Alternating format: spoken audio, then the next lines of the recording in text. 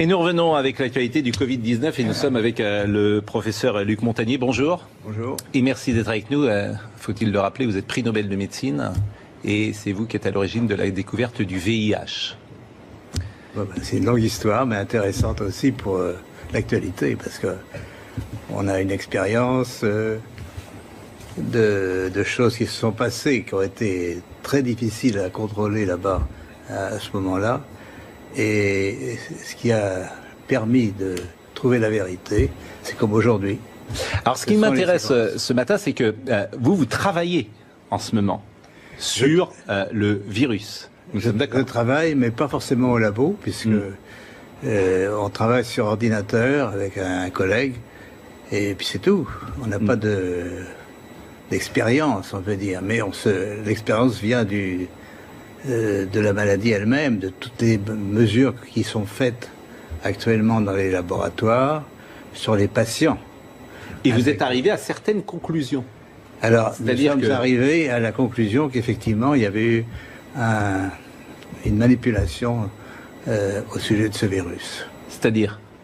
Eh bien, qu'une partie, je ne dis pas le total, n'est-ce pas, mais il y a un modèle qui est évidemment le virus classique. Et là, c'était un modèle surtout venant de la chauve-souris.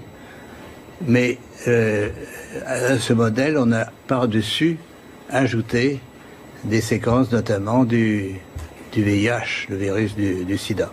Mais quand vous dites « on a ajouté », qui a ajouté? Moi, je ne sais pas. Mais c'est pas naturel, c'est ce que vous voulez dire? Non, ce n'est pas naturel. C'était un travail de professionnel, un travail de biologiste moléculaire. C'est un travail très minutieux.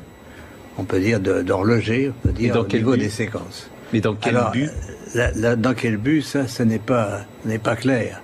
Moi, j'expose, si vous voulez, mon travail, c'est d'exposer les faits, c'est tout. Je n'accuse personne, je ne sais pas qui a fait ça et pourquoi. La possibilité, c'est peut-être que ils ont voulu faire, on ne sait pas, on a voulu faire un vaccin contre le sida. Donc on a pris des petites séquences du virus et on les a installées dans la séquence plus grande du coronavirus. Alors je suis pas sûr de comprendre tout ce que vous dites. C'est-à-dire que dans ce virus, il y a une part de VIH? Voilà, c'est ça. Le matériel génétique du virus, c'est un long ruban d'ARN, n'est-ce pas? Comme de l'ADN, mais c'est de l'ARN. Et dans ce long ruban, à une certaine place, on a fixé des séquences petites de VIH. Et ces séquences petites ne sont pas petites pour ne rien vouloir dire. Elles ont la possibilité de modifier, par exemple, ce qu'on appelle des sites antigéniques. C'est-à-dire, si on veut faire un vaccin, on peut très bien modifier la protéine qui est exposée pour le vaccin par une petite séquence venant d'un autre virus. Si je dis, par exemple, pour que les choses soient claires, si je dis du VIH dans le Covid, est-ce que c'est exact ce que je dis là? C'est exact, mais ça ne veut pas dire qu'il y a assez de VIH pour faire une grande protéine de VIH. Il y a assez de matériel pour modifier ce qu'on appelle un site antigénique, c'est-à-dire modifier un peu la protéine du coronavirus pour la faire reconnaître par le système immunitaire comme VIH. Mais les conséquences sur le VIH, qui est une maladie extrêmement grave, et avec les conséquences que l'on sait, les conséquences pour ceux, et alors là, moi je fais très attention forcément à ce que je dis, parce que je pense à ceux qui ont eu le Covid-19. Et vous pouvez évaluer aujourd'hui les conséquences. Il serait intéressant de regarder, de voir s'il y a des anticorps produits chez ces patients contre le VIH, contre une protéine du VIH. Ça serait intéressant à faire. Et est-ce que vous, à votre connaissance... Mais pardonnez-moi, parce que je pose toujours des questions. On fabrique ça en laboratoire. On veut fabriquer un vaccin contre le VIH. Bon, comment après ce vaccin il sort? Quoi, ce virus il sort? Comment il sort du laboratoire? Il est produit par le laboratoire. À ce moment-là, c'est ce qu'on appelle un recombinant. Ce virus est produit par le laboratoire chinois qui l'a trouvé, ou bien d'autres laboratoires. Oui, mais ils prennent des gens pour le tester? Comment il sort? Ben, bien sûr, alors si on parle là c'est un autre sujet, c'est un vaccin contre le coronavirus. Non mais je veux savoir comment il sort du laboratoire. Comment de la fabrication d'un vaccin contre le VIH, on arrive à une pandémie mondiale? C'est ce lien-là que je ne saisis pas. Parce qu'ils ont fait une construction donc qui est un virus corona, un ARN de virus corona, et dans une petite partie de ce ruban, vous avez les séquences VIH, de telle façon qu'elles soient exposées, bien sûr, au système immunitaire. Donc la prédiction, c'est qu'effectivement, il y a des anticorps contre le VIH chez des patients infectés par le coronavirus. Ceci, on ne peut pas le démontrer. Oui, mais vous me dites pas comment il sort. C'est parce qu'on prend des patients et on va tenter de tester ce vaccin qu'on est en train d'élaborer et qu'après, il se diffuse comme ça. C'est ça que je ne saisis pas. Là, ça va prendre beaucoup de... On parle d'un vaccin en général à partir d'un coronavirus. Ça va prendre beaucoup de temps, effectivement. Il faut montrer d'abord des expériences chez les animaux, chez les souris. Oui, mais j'ai l'impression que et ensuite, j'ai l'impression que je me fais pas le comprendre, en fait. Fabrication du vaccin dans le laboratoire. Fabrication. Nous sommes d'accord. Vous nous dites, effectivement, on cherche... Le vaccin... vaccin vaccin VIH, et c'est comme ça. Le vaccin doit être atténué. C'est-à-dire, on peut soit traiter les mais j'entends bien, mais comment ça sort du laboratoire? Pourquoi les gens sont-ils infectés après? Parce qu'on le teste. Et je répète, enfin, c'est ce qui se dit un peu partout, c'est qu'il y a eu une fuite. La construction virale s'est échappée du laboratoire de Wuhan. Mais une fuite, ça veut dire quoi? Comment elle peut s'échapper? C'est ça, une fuite. C'est quoi une fuite? Elle peut s'échapper volontairement ou involontairement? Involontairement. Non, involontairement, mais comment? Ben, par quelqu'un qui a sans doute quelqu'un qui manipule ce virus sans prendre trop de précautions. Effectivement, ce qui est intéressant, si vous voulez, c'est que mon collègue mathématicien, Pérez, pense qu'il y a une sorte d'harmonisation des séquences de l'information génétique qui est portée aussi bien par nos propres chromosomes que par les virus.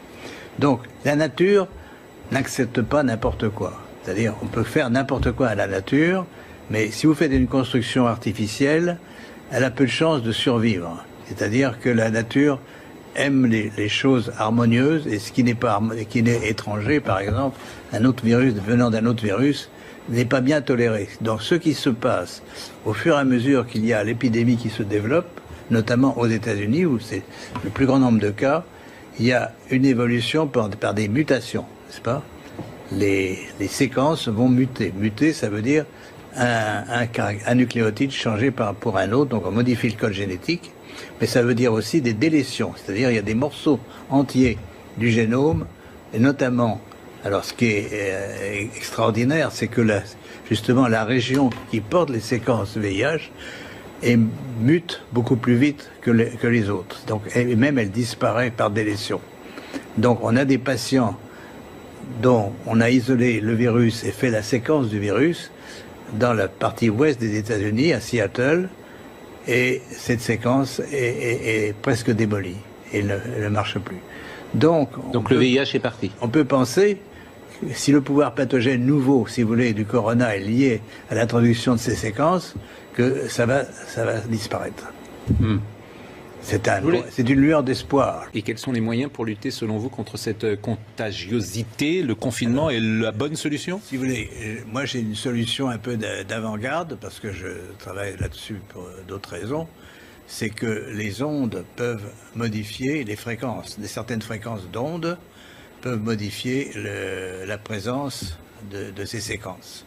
Comme elles sont étrangères, peut-être on va pouvoir les distinguer du reste du coronavirus et les détruire d'une façon sélective. Là, c'est de la science-fiction pour l'instant. Et là, je ne peux la vérifier que si j'ai les moyens de le faire. Autrement, je pourrais... Les ondes, c'est-à-dire? Oui, parce que je ne suis pas sûr de comprendre. Qu'est-ce que vous appelez les ondes? Les ondes, ce sont des ondes électromagnétiques, n'est-ce pas? Qui pourraient séparer. Nous sommes environnés d'ondes électromagnétiques. Pourquoi ne pas utiliser une partie de ces ondes pour détruire des séquences sélectivement d'ARN ou d'ADN? Bon, c'est une possibilité, ce n'est pas une certitude, bien sûr. Même des réflexes. Oui. Monsieur Montagnier, la parole de elle nous intéresse. Qu'est-ce qu'il faut faire aujourd'hui? Qu'est-ce qu'il faut faire? Eh bien, justement, faire l'analyse des séquences Et vous les avez faites, vous dites? Mais oui, mais ça change tout le temps, puisque tous les jours, il y a de nouveaux patients infectés. Donc on doit suivre, si vous voulez, l'évolution génétique du virus par des prélèvements, donc des isolements de virus de patients, et faire le séquençage de ces virus. Et si ma prédiction est exacte, on va trouver de plus en plus de virus mutants, inactivés, et bien sûr, ça doit être lié, si mon hypothèse est exacte, à la perte des pouvoirs pathogènes de ce virus. Donc, les conséquences graves de l'infection vont disparaître. Donc vous parlez là d'hypothèse d'ailleurs, comme tous les scientifiques. Tout ce que vous nous dites ce matin, c'est forcément une hypothèse. Mais c'est quand même basé sur une mesure d'évolution. On a des mesures du mois de mars, du mois de janvier. Donc c'est des évolutions rapides. Est-ce que la contagiosité de ce virus est précisément liée à sa fabrication artificielle selon vous? C'est possible, oui. C'est possible. Parce que la transmission est liée, si vous voulez, à l'association entre une protéine de virus et un récepteur sur les cellules. Et donc plus le virus trouve de récepteurs sur ces cellules, plus il va pouvoir se coller et pénétrer, donc transmettre l'information. Et est-ce que ce nouveau virus accélère les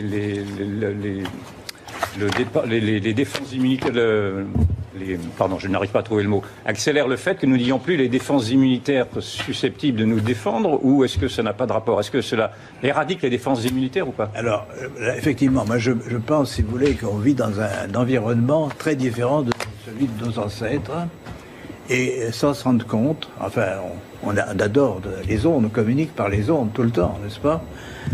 Mais il y a des projets encore de plus en plus importants pour que ces ondes soient encore plus autour de nous.